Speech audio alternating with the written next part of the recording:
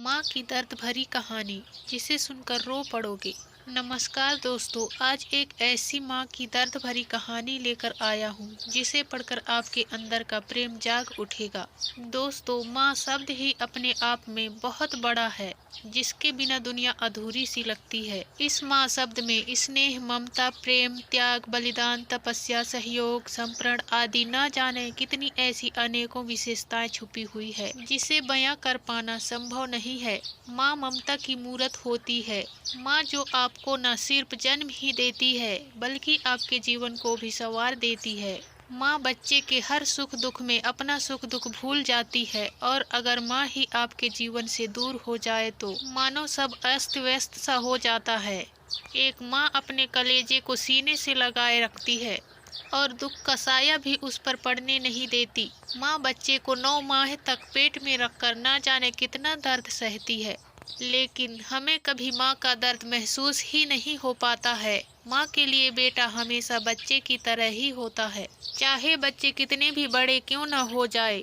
माँ हर दिन, हर समय, हर पल अपने बच्चों के लिए सोचती और चिंतित रहती है। लेकिन आजकल के बच्चे अपनी माँ का दर्द नहीं समझ पाते। माँ हमेशा अपने बच्चों का बचाव करती है, किंतु बुढ़ापे में उस माँ की रक्षा के लिए उसका बेटा खड़ा नहीं होता है।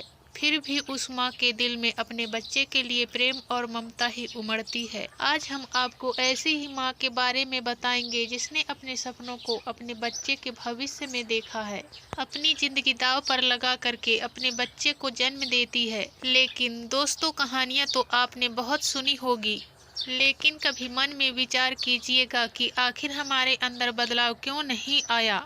क्यों आज माँ बाप लाचार हैं? क्यों आज माँ बाप परिवार से अलग हैं? क्यों आज माँ बाप ठोकरें खा रहे हैं? क्यों आज बच्चों को माँ बाप बोझ लग रहे हैं?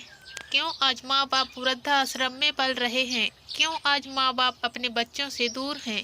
कभी किसी के मन में ऐसे सवाल नहीं आते। आज मैं आपको ऐसी माँ की दर्द भरी कहानी सुनाऊंगा जिसे पढ़कर आपके अंदर जरूर बदलाव आएगा और आप अपने माता पिता का सहारा बनोगे। बेटा, माँ ये कोई टाइम है फोन करने का? रात की 1 बजी है। आज सुबह तक इंतजार नहीं कर सकती थी? मेरी नींद खराब कर दी। माँ ये सुनकर फोन काट देती है, लेकिन कुछ देर बाद ही पिता का फोन आता है। पिता की आवाज सुनकर बेटा कुछ नहीं बोलता है, बस इतना कहता है, बेटा आपने भी बर्थडे विश करने के लिए फोन किया है? पिता, नहीं, मैंने बर्थडे विश करने के लिए फोन नहीं किया है, बल्कि मैंने तो तुमसे माफी मांगने के लिए फोन किया है।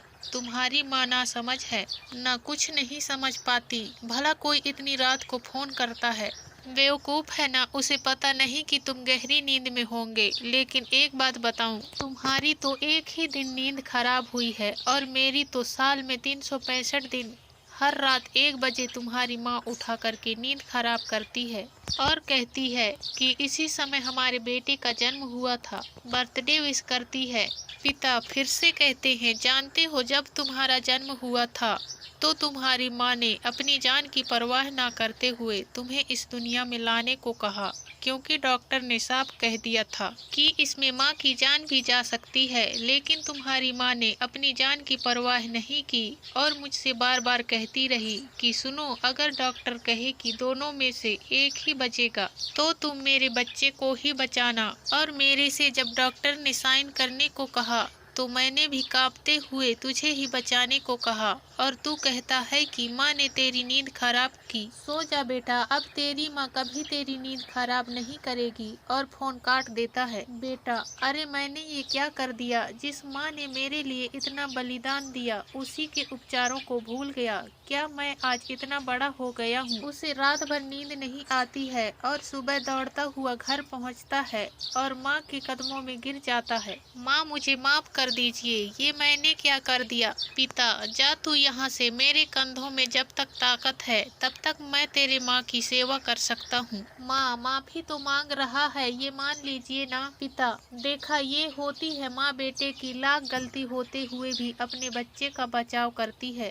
अरे माँ के जैसा हृदय तो इस दुनिया में किसी का नहीं है। कितना दर्द और दुख सहती है, फिर भी अपने बच्चों की खातिर कभी थकती नहीं है। माँ तो बच्चों की रक्षा के लिए खुद की जान भी दांव पर लगा देती है। आज के लिए बस इतना ही दोस्तों, मिलते हैं अगले वीडियो में, तब तक के लिए धन्यवाद।